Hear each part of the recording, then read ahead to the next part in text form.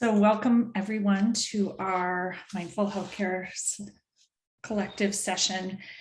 And I wanted to offer this second session as a follow-up to the one a couple weeks ago about it's okay to not be okay, because there was a lot of energy around that topic and conversation. And this topic was inspired by a client from South Carolina, not the client from South Carolina who's here tonight, but a different one. And she, in this space of, in South Carolina, and I may not have it right, but there's like 30 or 40% vaccination rates and terrible amounts of COVID and lots of people yelling about things and how that probably shouldn't be true. And I will honor that cat who's here is from South Carolina. So she's nodding her head yes.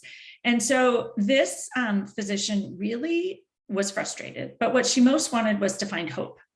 And as we were sort of working through her thoughts and where she was stuck and what she could do and what she was making her situation in her practice mean, she said, yeah, I just really want to find hope. And that really resonated with me as a way through. Like, hope is like a light, a guiding light or a beacon of light ahead.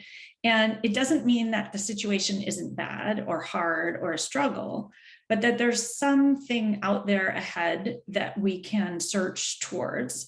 And we choose it just to feel less heavy and to have the situation in and of itself feel less difficult and to be more present.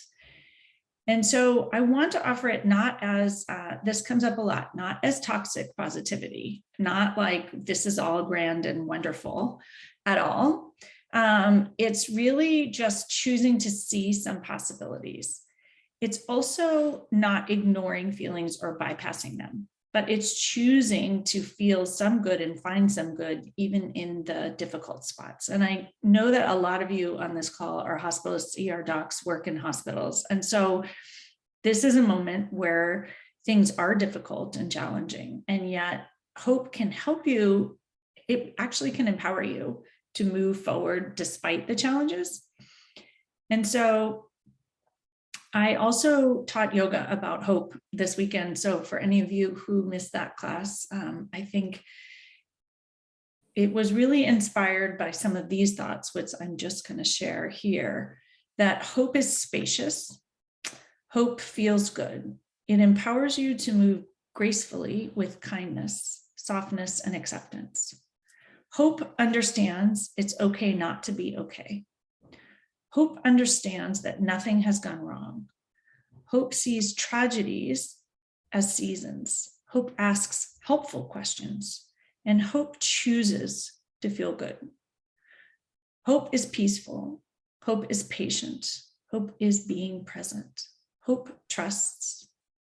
Hope takes deep breaths and pauses, and hope has room for wishes and wants for things to be different.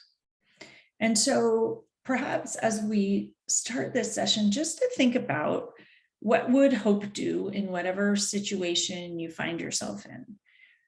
Hope being spacious or feeling lighter or being present, being grounded perhaps.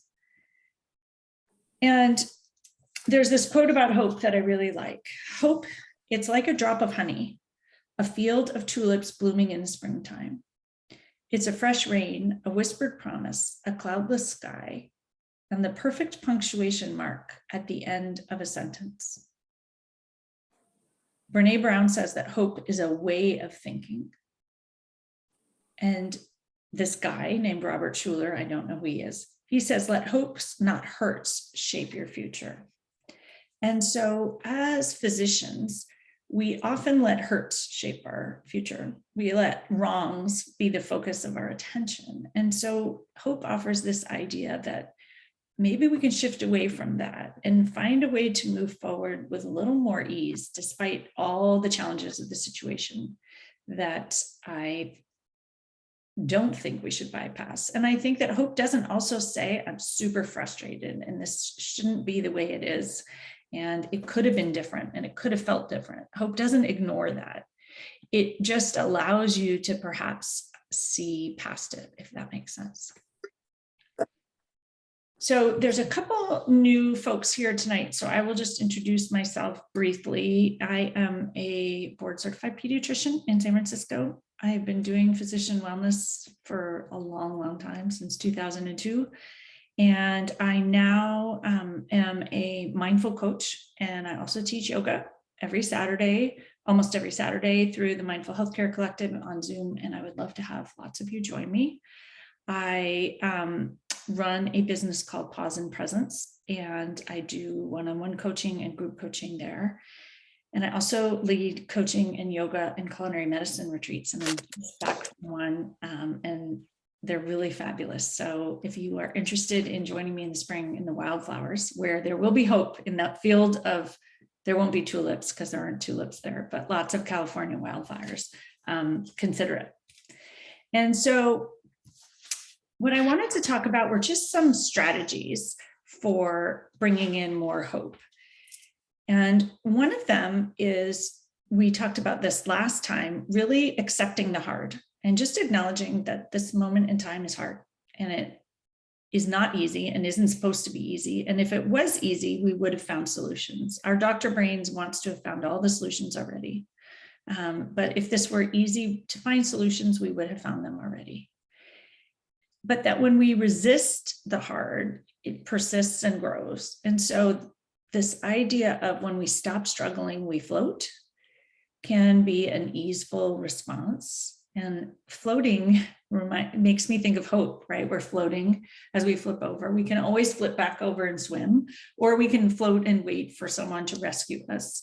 And it just takes less energy than treading water with all our clothes on, perhaps sinking towards the bottom. And so can you stop struggling a bit to float, to help you get through however much longer this is going to last? And it might be a while. And so I think we often think I have to strengthen and fight and resist to get through to the end. And at this point in the pandemic, maybe that's not the most helpful human strategy or the most kind human strategy. The other thought that I think brings some hope is that nothing has gone wrong.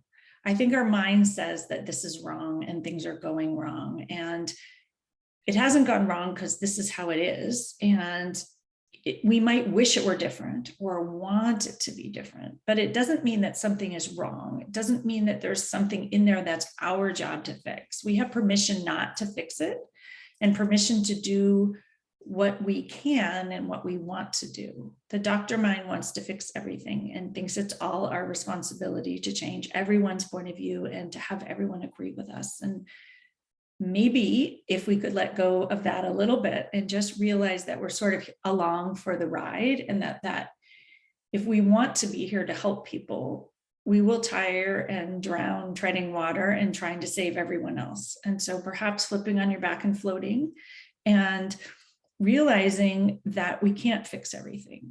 And so I think that can be a helpful strategy. This next strategy is the one that came up with that client I mentioned in the beginning. And the idea was that there's something called the manual in coaching, which is our expectations for other people. So as doctors, we expect other people to listen to reason. And if they respect us, they will value what we have to say, and they will change their mind and do the right thing because science says it's the right thing. As it turns out, that's not true for everybody. And many people have different manuals. And so realizing that we have these manuals for other people and expect them to have certain thoughts and opinions. And I find, first of all, that really helpful. This is just my manual that they should agree with me. And in the last session, a lot of people put in the comment box how frustrated they were that people were not respecting them and they were not listening. And it may or may not be about respect.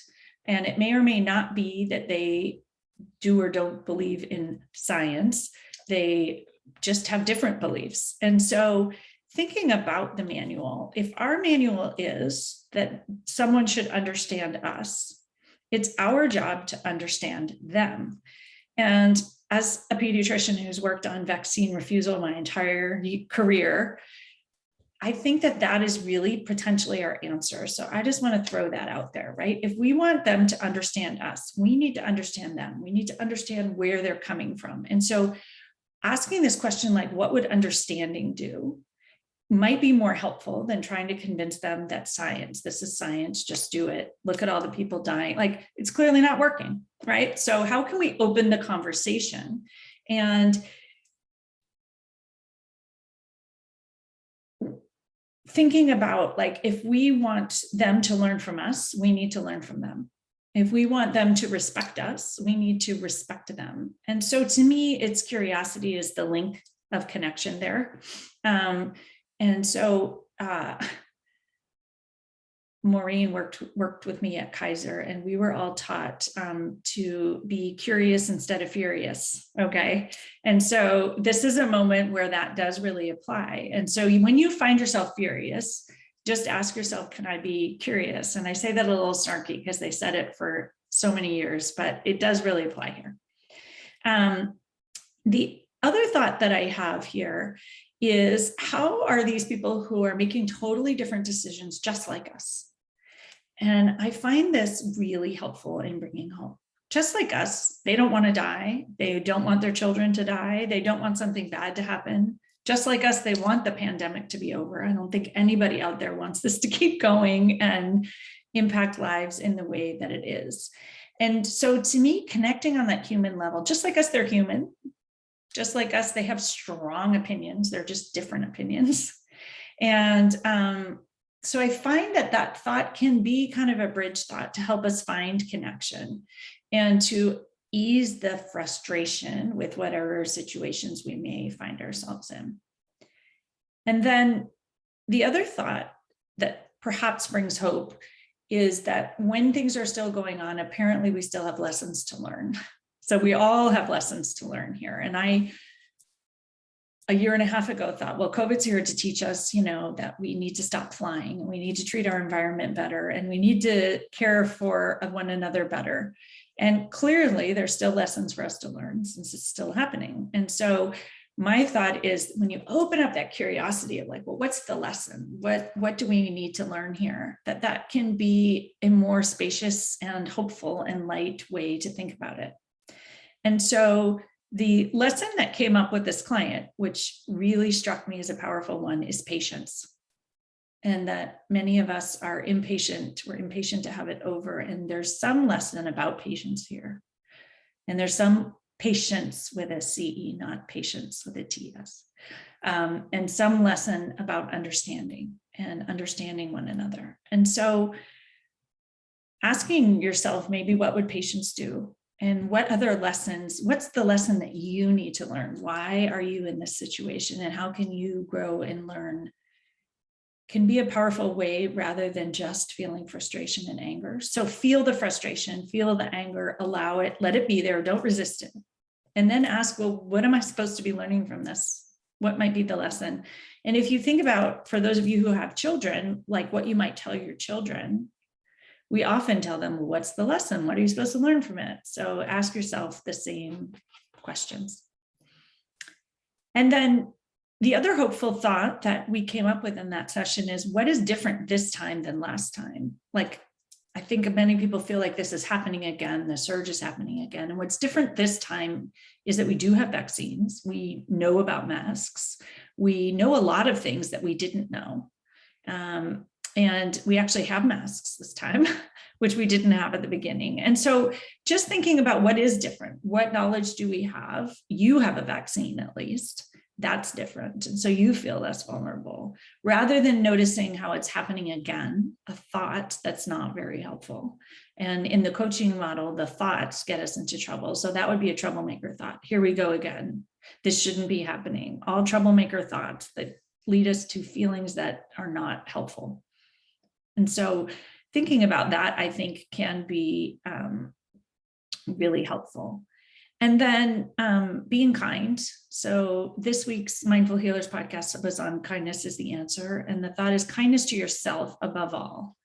Kindness to yourself about the challenges of being in this situation, about being tired, about being angry, and kindness towards others, that they're also struggling and suffering. And I would say probably everybody's struggling and suffering and resisting the fact that we're here again and still here and it's not over yet. So I think that kindness is a beautiful approach, and that the decisions of others are not personal. They're not about us. They're about them, but we make them about us. And so taking a kind approach would be to realize that whatever they are working through is not yours to work through. And once again, not yours to fix. So we can give ourselves permission to not save the world here.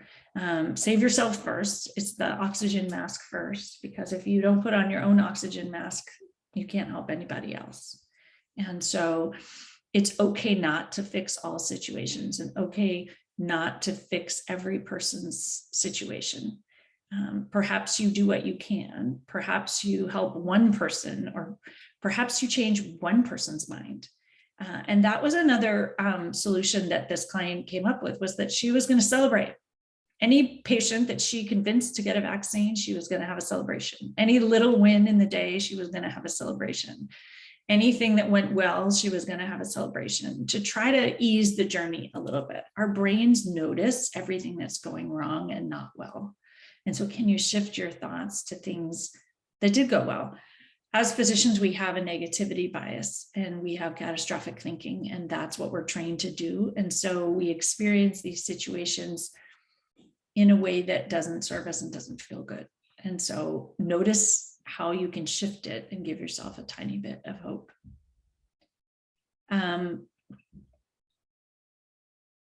So I think that's pretty much what I wanted to say.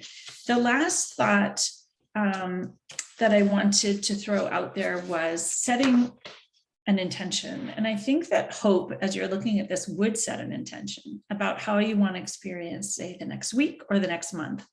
What's your intention to get through whatever may be happening in the next month? So is it peace, or is it to be patient, or is it kindness? And I like intentions to just be one word, like how do I want to feel? How do I want to show up for this? Thinking it's temporary, or celebrating, feeling light. So picking a word that can just be like your glimmer of hope that you want to carry forth with you. And so I would love it if people want to pick a word and throw it in the chat box, because I do think it's kind of inspiring to know how other people might face their current reality. And I am going to turn off the recording, and we will get to do some live coaching now.